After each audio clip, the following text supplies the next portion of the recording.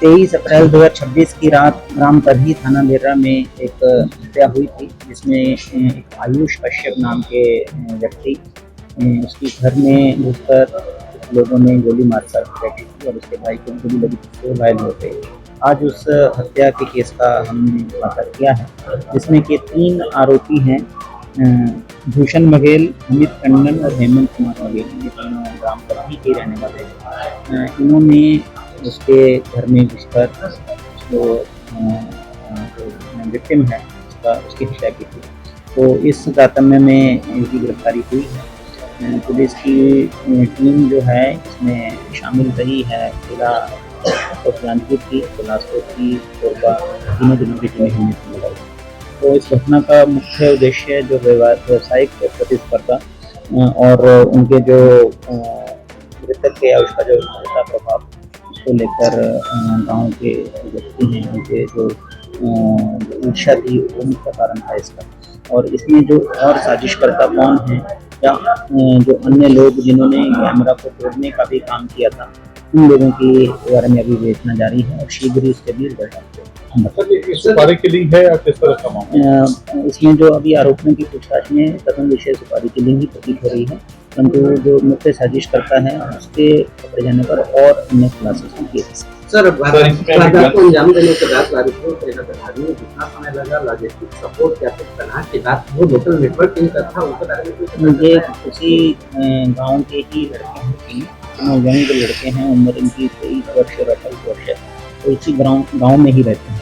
तो गांव में रहकर ही इन्होंने उसके बाद गांव ही रहे, इमीडिएटली नहीं भागे। उसके बाद उसमें से 2 व्यक्ति अपने रिश्तेदारों के पास गुजरात में गए थे कार्य करने।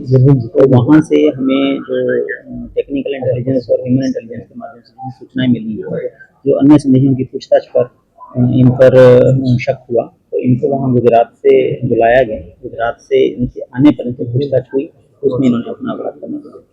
सर, उनसे क्या गन की बरामदगी हुई? गन की बरामदगी हुई है और उसमें जो मोबाइल भी घटनास्थल से लेके गए थे उसकी भी बरामदगी शेष है। सर, ये गन बाइक यूज जो इसमें की थी इन्होंने, वो भी इसमें रिकवर।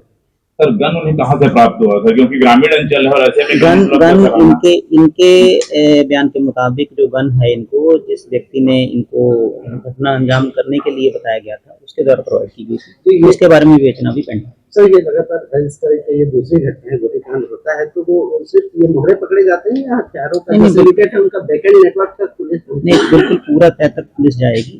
जहाँ से भी ये हथियार आया था उसके बारे में भी जांच की जाएगी और जितने भी लोग इसमें शामिल होंगे किसी को बख्शा नहीं जाएगा। सर, कितने में डील हुई थी, कितना वो अभी जो साजिश करता है उसकी गिरफ्तारी के बाद ये चीजें ये बता रहे हैं, लेकिन इनकी अभी तस्दीक होनी बाकी है। मास्टरमाइंड बाहर है क्या, अभी फरार है मास्टरमाइंड?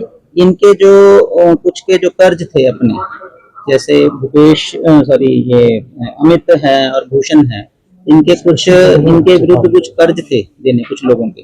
वो जो इनके मुताबिक जो साजिश करता है उसने वो कर्ज चुकाने की बात नहीं की। तो सिर्फ सुपारी इस बात की नहीं थी कि पैसा मिलेगा, बल्कि इनकी तकलीफों को भी दूर करने की सुपारी। सर, जो कट्टा बरामद हुआ वो वेपन है जो पिस्टल यूज हुई थी घटनाक्रम में, वो है और उसकी अभी 7.65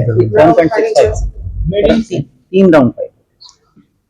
सर, पिस्टल मेडिंग वो सारी चीजें अभी फोरेंसिक जांच के बाद ही पता चलेगा।